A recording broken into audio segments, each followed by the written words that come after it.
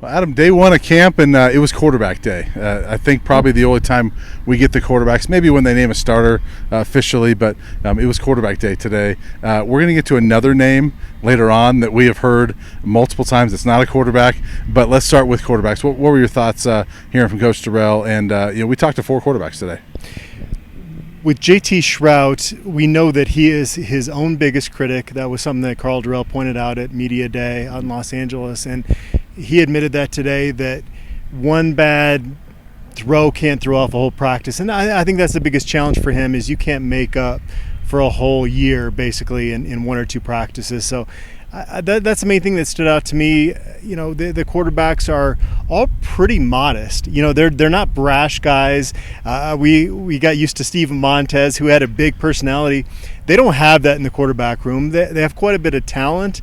It comes back to the O-line and how well they're blocked for, because, I understand that Brendan Lewis did not play well last year, but it would have been hard for any quarterback in the country to play well behind that O-line. Yeah, there's a lot of sacks. He rushed for a lot of yards, but his negative yardage was very high last year, and that's not all his fault.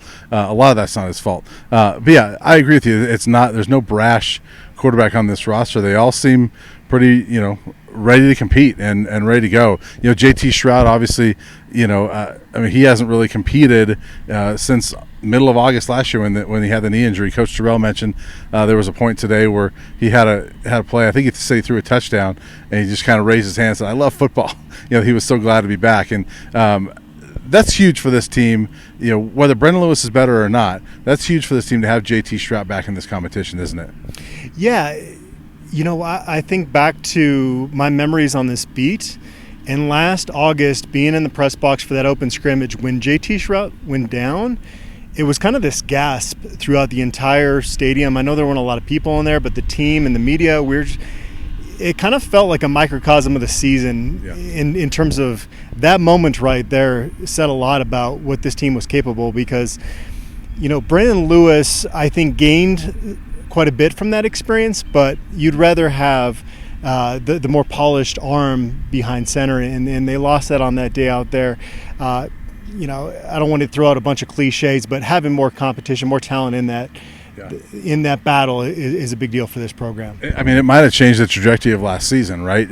Even if Brendan wins the job, you maybe at least have a shorter leash when the offense starts going sour, as it did last year. But Brendan Lewis, he's back and started all 12 games last year, and he said, "Hey, it's still I feel like it's my job, and I've got to go compete for that." That's the way a quarterback should feel, right? He says he's a lot better, did a lot of film work. What were your takeaways from him?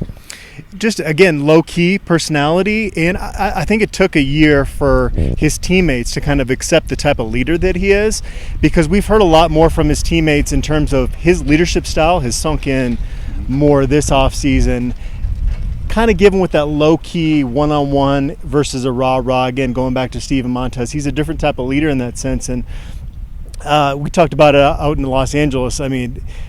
His toughness was on display last year, and that's the main positive takeaway I would have from him last year. Yeah. So I asked Carl Durrell if guys like Are we Matt. Getting to Jordan Tyson yet? Not yet. We're going to finish quarterbacks. I know you want to get to that. You always have a receiver you like to jump on the hype train for. This is the guy. But I asked Carl Durrell if guys like Maddox Kopp, Drew Carter, Owen McCown are in that competition for the starting role. And he said not necessarily, but there's a lot of competition for who's 2 and 3. We talked to Maddox Kopp and Drew Carter today. Durrell mentioned Carter had, like he said, a hell of a summer. And Maddox Kopp, we know came here from Houston's got a big arm. What were your thoughts talking to those guys and your impressions of those two? Yeah, again, it's a common theme here is low key. Yeah. I don't know if they were coached up talking with us media today, but it was clear from the jump that none of those guys was going to say something that the head coach wasn't going to like, right? Yeah. Maddox Kopp is a competitor. He grew up with a bunch of brothers that are off playing basketball in college, and he said they had to compete for who could sit in the front seat of the car. That's the type of childhood he had. So competition's not new to him. He is how you draw up a quarterback, 6'5", 210, was an Elite 11 finalist. You can't duplicate what JT Shrout got out at Tennessee before suffering the knee injury here, and what Brendan Lewis experienced last year. So that's the only reason that I don't think a Maddox Kopp is really a part of this competition, is just not having that experience factor. And Drew Carter, it's tough to say. He was somebody that there were times last year when we're thinking in the media room, like, things have gotten pretty bad with this offense. Why not just throw him out there, see what he can do? But the fact that he was never given that opportunity means that, there's a lot that he had to work on. And again, kind of a low-key disposition. And it's great that he got a chance to play with the Hoops team. I think that was big for him, just kind of once you've played basketball competitively, it's hard to really get rid of that, that itch that those guys have. I don't want to say anything negative about the guy, but I don't feel like he's part of that competition right now. But you like the athleticism he brings to that room, and we'll see. Yeah, and Darrell did mention there's a pretty stiff competition for that 2-3 role as well. I mean, obviously, whoever doesn't win the starting job, I think, is number 2. But also, the residual effect is that the scout team, the defense should be better because you got a better scout team quarterback. He also mentioned Owen McCown. Did some good things out here on the first day. But that's not the true freshman you want to talk about. Jordan Tyson is a guy that we both heard about at media day last week, and who has 2 different quarterbacks. Who's standing out to you? And the first name from both of them was Jordan Tyson. Same out in Los Angeles, right? Casey Roddick and Robert Barnes and Carl Durrell. You said, talk about the true freshman. First name they all brought up. And so that's maybe the number one reason I wish we could get in these practice gates during the preseason, because I remember Paul Richardson's first practice here.